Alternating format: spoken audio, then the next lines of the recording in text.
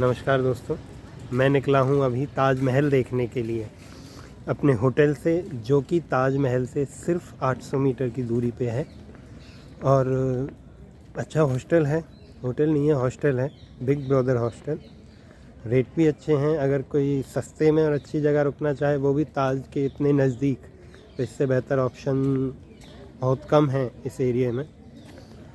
बाकी यहाँ की खूबसूरती की बात करें तो ताज के अंदर जाने से पहले ये जो पूरा एरिया है, यहाँ की गवर्नमेंट ने, अथॉरिटी ने पूरे अच्छे से इसे सजाया हुआ है। और हरियाली यहाँ पे बहुत ज़्यादा है। वृंदावन मथुरा में क्या था कि वहाँ पे ठंड का महीना होते हुए भी गर्मी लग रही थी, दिन को पसीने आ रहे थे। बट यहाँ हरियाली होने की वजह से, दूसरा यमुना के किनारे होने की वजह से यहाँ पे ठंड है, मतलब टेम्परेचर कम है। और इसका मतलब ये है कि हवा भी साफ़ है, क्योंकि ऑटोमेटिकली जहाँ पेड़ ज़्यादा होते हैं वहाँ टेम्परेचर अपने आप ही 3 से 4 डिग्री तक कम हो जाता है। चलो मिलते हैं आपसे ताज के अंदर। अभी टिकट तो मैंने कर ली है ऑनलाइन। यहाँ पे एक स्कैनर लगा हुआ था जिस पे लिखा था कि भाई 5 रुपये बचा भी सकते हो और ऑनलाइन टिकट ले लो, तो वहीं से मैंने टिकट ले ली है। अभी आ गए हैं इसकी एंट्री पे। भीड़ तो ज़्यादा नहीं दिख रही है इधर, खाली है। वैसे अभी सुबह का टाइम है, 9:30 बजे हैं, तो इसीलिए शायद कम है। चलो मिलते हैं अंदर।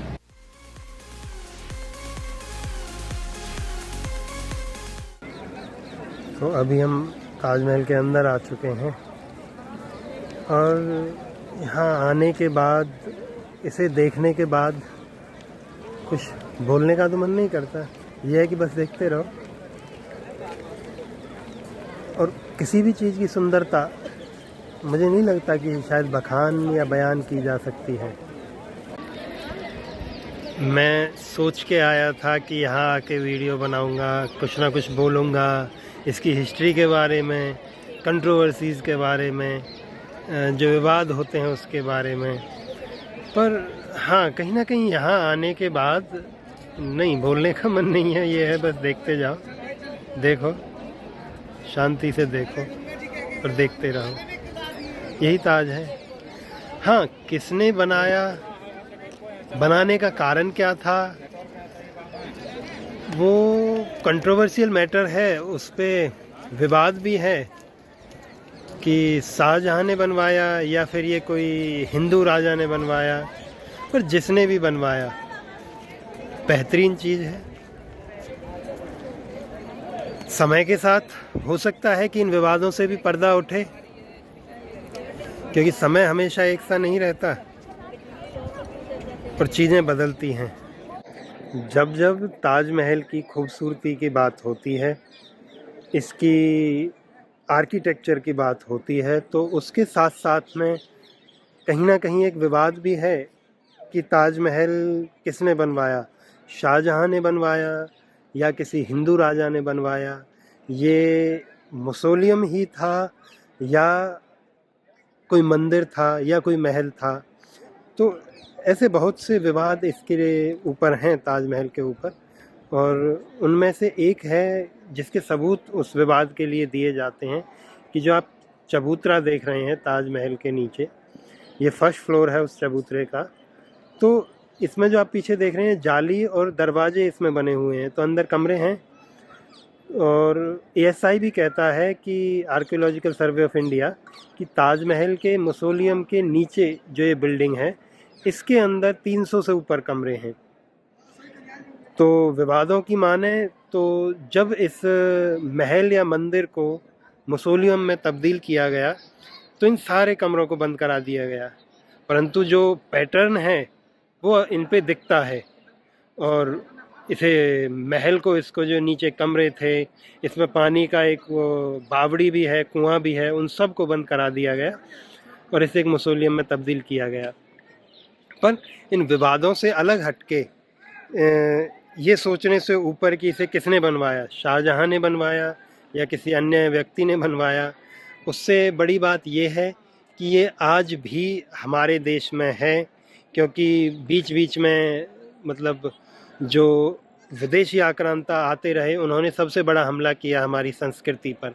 हमारे मंदिर तोड़े, हमारा आर्किटेक्चर ख़राब किया, बिल्डिंगें तोड़ दी गई, और जो कुछ बची कुची थी उनको अपने नाम पे दावा कर दिया गया, अपने नाम पे चढ़वा लिया कि भैया ये तो इन्होंने बनवाया है।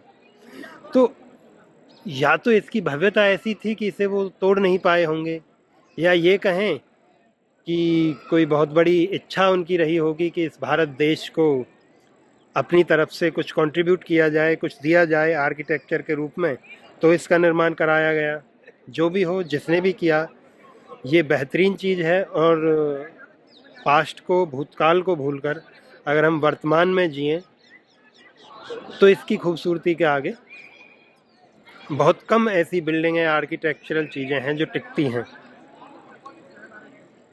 चलिए देखते हैं और आगे क्या क्या है।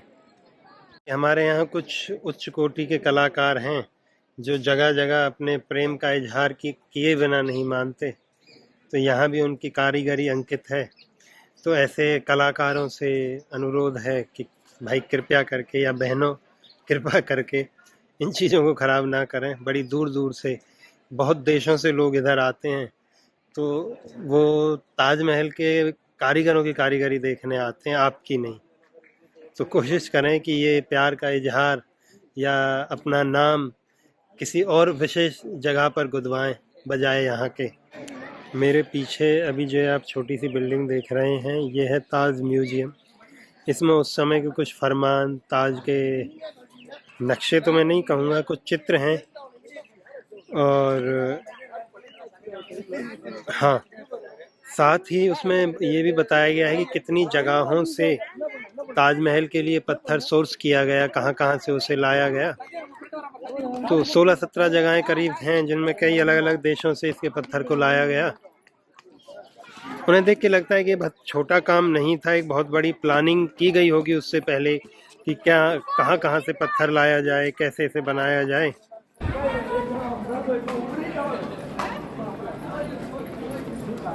मैं आ गया हूँ आगरा के किले में। अच्छा, यहाँ भी गेट पे वही सिक्योरिटी चेक में उन्होंने बोला कि भाई ये ट्राइपॉड आप अंदर नहीं ले जा सकते। तो मुझे लगा था वो सेल्फी स्टिक के लिए मना करते हैं, पर यहाँ के पता चला कि ट्राइपॉड अलाउड नहीं है, सेल्फी स्टिक आप ले जा सकते हैं। लेकिन उसका एक फ़ायदा हो गया कि मैं वो वापस रख के जब आया क्लॉक रूम में, तो सिक्योरिटी गार्ड ने मुझे सीधा पूरा लाइन छोड़ के, जबकि लाइन होगी कम से कम 20 मिनट मुझे लगते, वो बाईपास करके मुझे बिल्कुल मेन गेट पे भेज दिया और अगले सिक्योरिटी गार्ड से बोल दिया। तो अच्छा है, चलो कम से कम ट्राइपॉड का सहारा ये तो हुआ कि भीड़ से बच गए।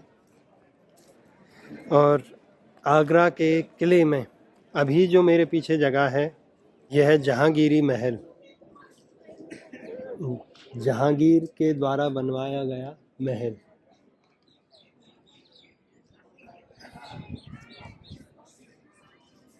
हालांकि ये कहा जाता है कि 16वीं शताब्दी में इसका, आगरा के किले में कुछ चीज़ें थी जिनके नवनिर्माण हुए।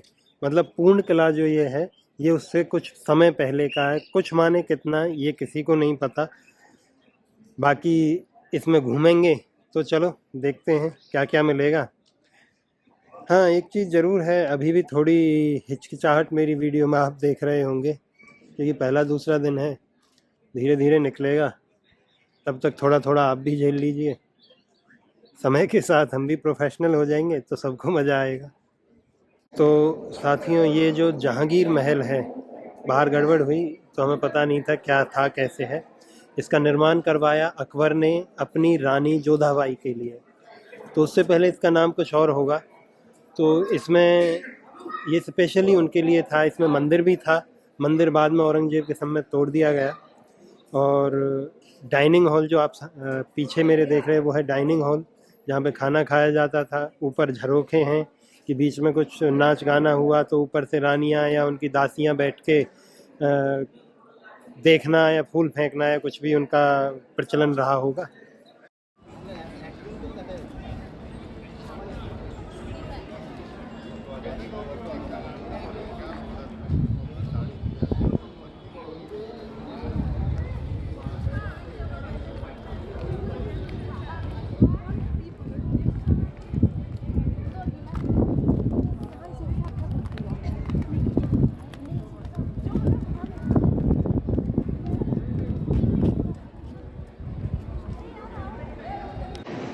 अभी मैं आ गया हूँ Agra cantt railway station. Agra से विदाई का समय है और इसके बाद अब जाऊँगा ग्वालियर। बाकी एक्सपीरियंस तो सारे ही अच्छे थे, बुरा कहने के लिए तो कुछ नहीं था। लोग भी बड़े अच्छे अच्छे मिले और आगरा फोर्ट में एक भाई मिले जो साउथ कोरिया से थे, सैम उन्होंने नाम अपना बताया। उनसे बहुत सारी बातें हुई, साथ में फिर हमने लंच किया उस दिन और बहुत सी चीज़ें थी जो उन्होंने कल्चर डिफरेंस के ऊपर बताई कि क्या क्या चीज़ें मतलब यहाँ उनके लिए बिल्कुल अलग थी। जैसे कि उन्होंने बताया कि उनके वहाँ पे लोग 6 से 7 बजे तक डिनर कर लेते हैं डेली शाम को, जबकि यहाँ लोग 9, 10, 11, 12 मर्जी चलती है। तो बोला ये बहुत बड़ी बात थी उसके लिए, क्योंकि उसने पहली बार ऐसे देखा कि लोग 7 बजे के बाद खाना खा रहे हैं। उसके अलावा और जो बिग ब्रदर हॉस्टल में मैं रुका वहाँ भी बड़े अच्छे लोग मिले। वहाँ एक बॉबी भाई हैं जो ऑनर हैं हॉस्टल के, वो भी बड़े ओपन माइंडेड हैं। तो सबके साथ में अच्छा समय बीता। अभी समय है आगरा से विदा लेने का और ग्वालियर में प्रस्थान करने का। देखते हैं ग्वालियर कैसे ट्रीट करता है अपने को।